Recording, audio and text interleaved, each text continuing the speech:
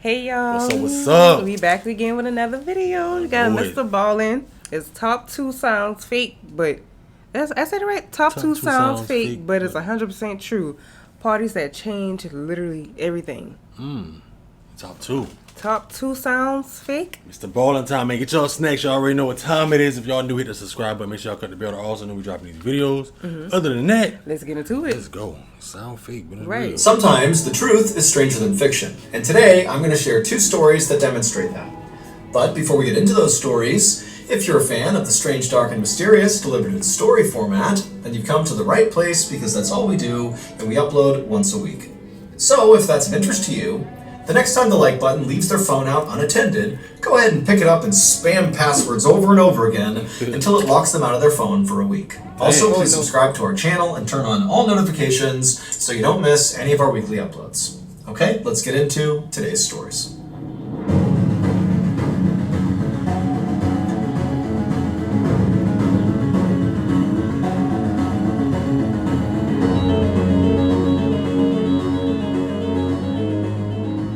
At around 8 p.m. on December 16th, 2023, a 31-year-old man named Nestor Flores was driving down a highway just outside of Dallas, Texas, with both his hands tightly gripping the steering wheel.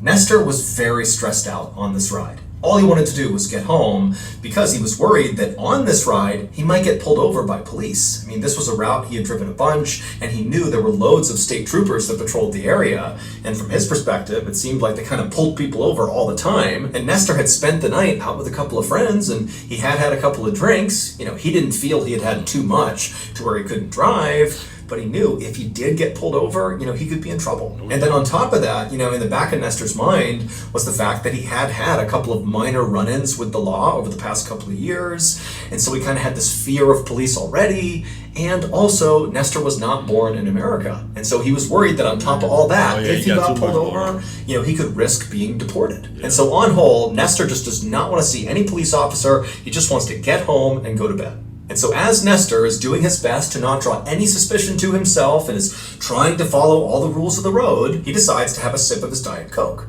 And his Diet Coke was right in the middle console. And so as he's driving, eyes straight ahead, he reaches down and he grabs the Coke, he pulls it up, he uncaps it, takes a sip. But then as he puts the drink back down, again, he's keeping his eyes on the road, he hits something with the drink. And he feels the drink slosh out of his cup and it hits his hand. And instinctively, he took his eyes off the road and looked down at the Coke, and he managed to put the drink back in its cup holder. And then when he brought his eyes back to the road, there was a deer in the middle of the road. He was too close to swerve out of the way, and so at full speed he smashes into this deer. The deer hits his front windshield and basically caves in the passenger side windshield and flips up and over the back of his car. And Nestor, amazingly, was composed enough to not swerve wildly post-impact, because he knew if he did that, he could run into oncoming traffic or something. And so he just kept on going straight and gradually slowed down and pulled off the side of the road. And as he did, he looked over his shoulder, seeing if this deer was basically lying in the road, or even worse, maybe it hit some other car. But when he looked over his shoulder, the road was clear. There was no deer. Now, even though Nestor was obviously very shaken up at this point, he just had this horrible car accident with this deer, and he's already on edge about getting pulled over by police. But for the moment, it was just peaceful on the highway. No cops were coming up to him, and he's pulled over to the side. Physically he was okay. It seemed like the deer was okay. It clearly ran off the road or something. And there was damage to his car. The deer really smashed in the front of his car, and the windshield, especially on the passenger side, was basically caved in. But Nestor was able to see through his side of the windshield, and when he put the car back in drive and hit the gas, the car seemed to drive just fine. And so even though Nestor felt kind of bad that he had smashed this deer, he thought, what am I going to do? Go find the deer and make sure it's okay? He can't really do anything. It's nighttime. And so he made the decision that, nobody saw this, and it seems like everything's okay, so I'm just going to drive home, and I'll take care of my car tomorrow. But after driving 38 more miles from the impact site, Nestor's car began making this horrible rattling sound from the engine, and also smoke began to billow up out of the front of his car.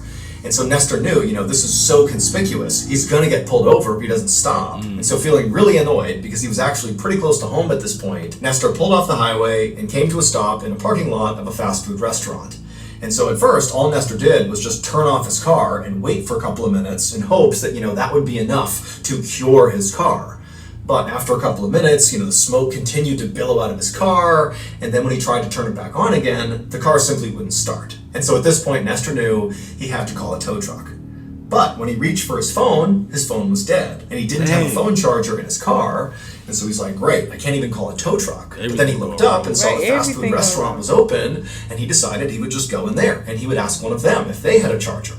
So Nestor gets out of his smoking car, he walks into the restaurant, he goes up to the counter, and he asks the person behind the counter, like, hey, my phone's dead, do you have a charger? Do you mind charging my phone? But the employee, they didn't say anything back to Nestor. They just stood there with their mouths open and their eyes wide, staring at Nestor, like they couldn't believe what they were looking at.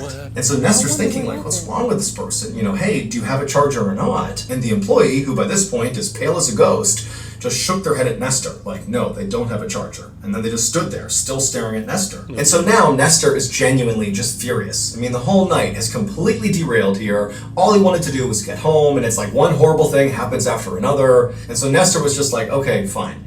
And he turned around and he left the restaurant and went back to his car, thinking maybe if I search the whole vehicle, there's bound to be a charger in there somewhere. And so Nestor gets back into his car, he climbs into the driver's seat, he shuts the door, and as he begins looking around his car for this charger, he begins to feel really sleepy. And actually, he eventually just kind of leans forward and falls asleep in his car. More than 2 hours later, Nestor woke up to the sound of somebody tapping on his window. Get the police. So Nestor groggily turned and looked, and it was like the worst case scenario. Yep. It was a police officer who was shining his flashlight into the vehicle, clearly gesturing for Nestor to roll his window down. And so Nestor was totally compliant. He rolled the window down, and he looked at the officer, and before Nestor could even say anything, the officer said, get out of the car. So Nestor, he gets out of the car, and he's thinking to himself, why is he acting so aggressively towards me? Like, what have I done here? And so Nestor, he gets out of the car, and again, before Nestor can ask any questions, the officer just says to Nestor, what happened tonight? Like, what's going on here? And so Nestor, he knows his car is jacked up, and here he is sleeping in the parking lot, and so he turns to the officer and begins explaining the deer story. He was driving down the road, he hits this deer, went over the top, he didn't see it, he didn't report it, and as he's telling the officer this, he's thinking, oh my gosh, like, is there a law? Like, if you hit a deer, are you supposed to report it? Is that what's going on? Maybe the deer did die, and it was in the middle of the road, and somebody saw his license plate, and now the cop was here. And so Nestor began to panic, trying to explain the logic behind leaving the deer, and how sorry he was, he should have stopped, he should have called the police. But the officer finally just put up his hand, telling Nestor to stop talking, and then the officer took his flashlight, and he shined it past Nestor at his car. And when the officer did that, the officer immediately grabbed his radio and began barking orders into it, saying he needed backup. And so Nestor's like, what is going on here? Like, this whole night has been such a disaster. Like, what did I do? And so Nestor, he turned to see what the cop was looking at on his car that would elicit such a big response from him. And when he looked at the passenger seat of his car, where the cop's light was now shining, Nestor froze for a second and then just started to scream. It would turn out that even though Nestor believed he'd only had, a few drinks and he was okay to drive, the reality was he was completely annihilated drunk and should never have been behind the wheel. And when he was driving on the highway, anxiously trying to get home, well, he didn't hit a deer. He hit a 45-year-old pedestrian named Terry Ivory, and he hit this guy with so much force that Terry went through the windshield on the passenger side and then landed in the passenger seat, minus one leg, which had been severed on impact. And then Terry's dead body sat there in the passenger seat with Nestor having no idea. He thinks there's a deer back there, but there was never a deer. There's just a dead guy next to him. And Nestor just drove 40 more miles with Terry's dead body next to him. And then when Nestor's car began to smoke and make noises, he pulled off the highway to that fast food restaurant parking lot. And then when he went inside the restaurant to try to get a phone charger, the reason that employee was so shocked to see Nestor and could basically not even speak when Nestor was trying to talk to them was because Nestor was covered practically head to toe in blood, Terry's blood. Now, it's not entirely clear why that employee did not immediately call police, but, after Nestor left the restaurant, went back to his car, and fell asleep, during the time Nestor was sleeping, someone inside the restaurant did call the police, and that's why they showed up and knocked on Nestor's glass. Nestor was charged with collision involving death in December of 2023. However, his case has not yet been adjudicated. Well, that alcohol or something else. That's And what then alcohol do. he was passed. And he thought he wasn't. See?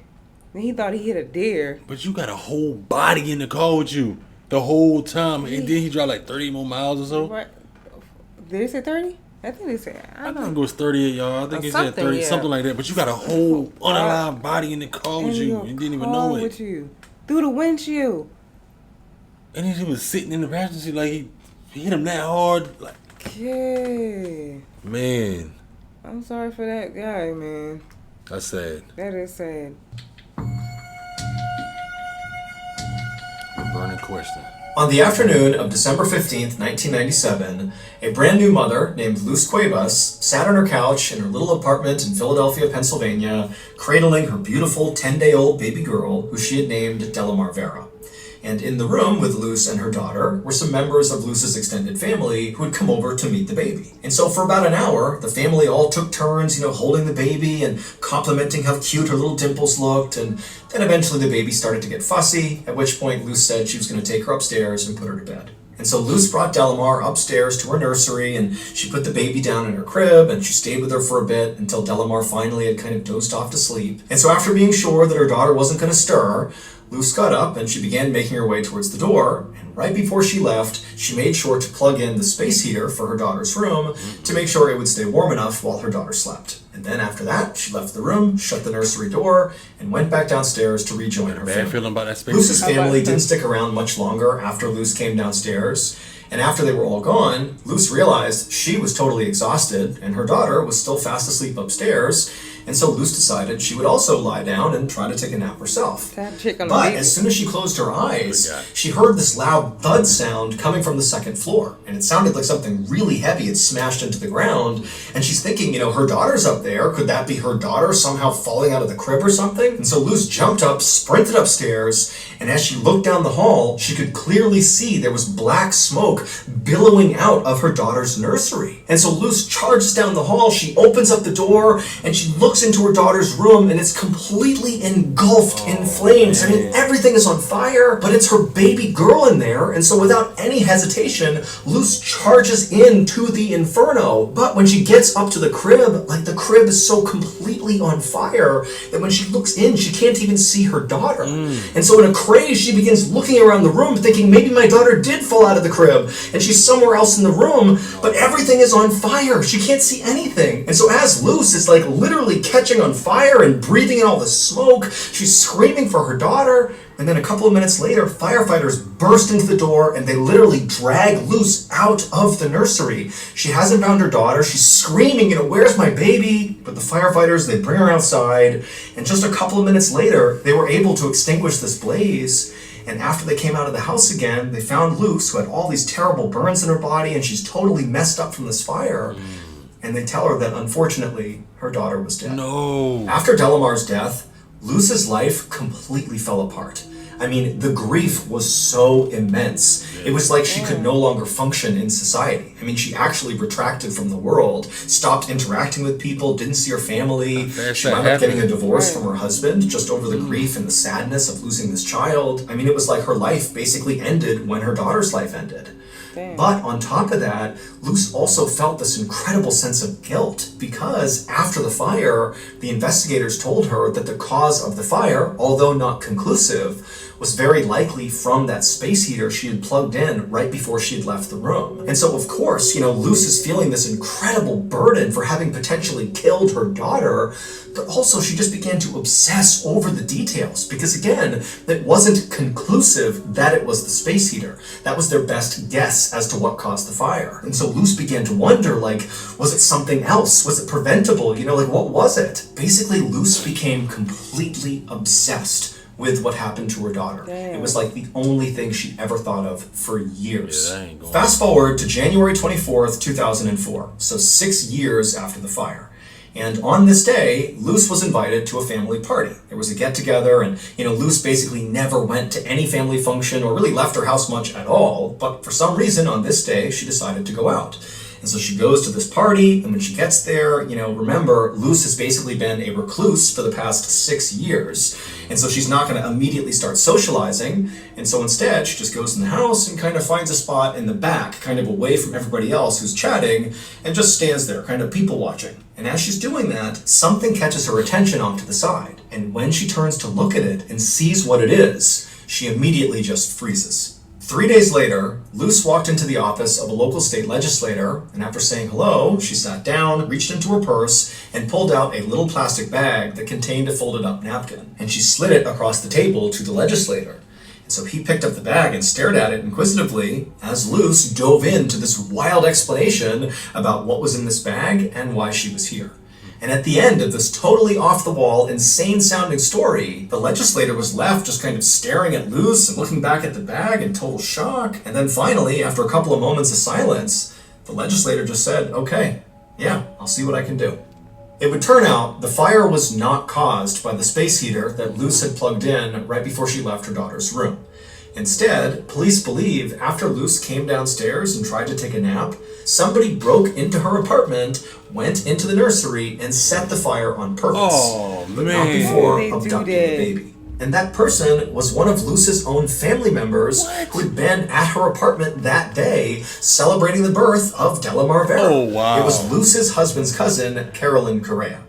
And in fact, on this same day, before the fire and before the abduction, Carolyn made a point to announce to the whole family that she was pregnant, even though she wasn't. It was just going to be her cover story for why she suddenly had this brand new baby. 6 years later, when Luce was at that family party, well, the thing that caught her attention on the other side of the room was her daughter. She literally saw her daughter, and even though she hadn't seen her in 6 years, she instantly knew it was her because of her distinctive dimples. Now, Luce knew she couldn't just suddenly yell out, like, "That's my daughter!" So instead, she came up with this plan. She walked up to the girl and very discreetly said, "Hey, honey, I think you got some gum in your hair." And so as she pretended to pull gum out of the child's hair, she carefully plucked a few strands and put them inside of a napkin and put it inside of her pocket. And then 3 days later, she brought that hair inside of that plastic baggie and she gave it to the legislator and basically said, "Here's what I think happened. I think she stole my kid. Can you test it for DNA to prove that girl is my daughter?" And the legislator was like, "Okay, I'll give it a shot." And lo and behold, that hair would prove that girl at the party was her daughter. She did not die in that fire. Carolyn Correa was That's sentenced actually to dead, 9 to 30 years in prison for abduction. She originally had an arson charge against her as well, That's but crazy. investigators could not actually prove how the fire started, and so they ultimately dropped those charges. Officials also launched an inquiry into how the fire department had handled the original investigation, because Luce had tried to convince fire officials that, maybe her daughter had not died in the blaze, maybe she was just missing, because when Luce Right. went into the nursery, she claimed she couldn't even find her daughter, but sure investigators did. had told her that the fire had burned so hot that basically her daughter had been totally incinerated, and that's why she couldn't find her. In the end, though, because of her refusal to ever give up, Luce was ultimately reunited with her daughter. That's That's good. good. That's good. That's Sick. crazy. That's sick that you will do anything, and then you see your family member. Your own family. But that's good thing. That's a good thing that mother was obsessed with that situation. With her baby, Didn't whatever. give like up. that. And Didn't give up. Yep, she sure didn't give up. Her what's called motherly intuition kicking in yeah. when she went at that party. She's like, wait a minute, that my daughter. Didn't forget the dimples. Yeah, right. I glad she was obsessed with that because she And that wasn't happens able- all the time, though. Right. That happens all the time. People doing that. Not even family. Mm-hmm. Just taking your kids because they want a child. And boy, people out here are crazy, y'all. Yeah, that is crazy. Man. What do y'all think about those two stories? Especially the first one. The first one was How did you that go one was crazy. all the way to the restaurant with a whole body in your car? Didn't even realize he was that messed up. You had to been drunk, like That drunk. He said he wasn't. man. Whole body in your passenger seat. Right. It's crazy, You mess your y'all. life up that fast. That fast can happen. Some drinks. What Ain't was worth some it. drinks? You had a green card. I think that's what Yeah, you said. he was illegal. He was illegal. Like why? He already why had do stuff like run-ins that? with the police and stuff like. I would have been taking it easy. I ain't got a Trying green to card. take it Yeah, easy let me for just real. go ahead and just relax until I can be able to get one. Then I'll go drink. But don't get But too don't- drunk. then to where you- driving. Yeah, so you can't, Function. function. You going home in the car. That's Like, crazy. yeah, that was messed up though. How y'all feel about those stories with Mr. Baller, man? They sound fake, but they were 100% Yeah. true. Top 2 sounds fake, but it's 100% true. Let us know your thoughts down below in Yeah. the comment section. We just let y'all know ours. We want to hear from y'all too. We'll be down there with y'all, checking it out, see what y'all saying. Other than that, y'all be safe. Check out our other videos, our other playlists of Mr. Baller. If you like scary, we got Mr. Nightmare on there as well. Nukes. It is Halloween time. And we're gonna have plenty more other people to come. Plenty more scary things, man. We love y'all. Appreciate the support from each one of y'all. We catch you on the next video. Catch y'all next one.